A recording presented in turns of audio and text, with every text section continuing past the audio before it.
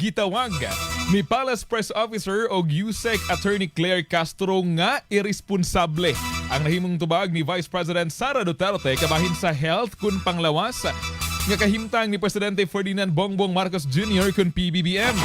Sa press briefing, wala nakauyon si Castro sa nahimong reaksyon sa bise diin inay nga iampo ang kahimtang sa panglawas sa tawong nagbalatian daw gikatawan pa hinuon kini. Ato paminawon ang nahimong pamahayag ug tubag sa reaksyon ni Attorney Claire Castro. Bilang isang Pilipino, hindi natin gawi ang mangutya, pagtawanan, ang sinumang may sakit, lalong-lalo na kung ito'y ginagawa lamang. Ginagawang sakit para masira ang Pangulo. Ang sabi nga nila, an idle mind is devil's playground. Una nang giklaro gibarugan sa Malacañang nga walay seryosong sakit ang presidente din siya mismo ang nagkumpirma niini sa interview sa press officer sa Malacañang.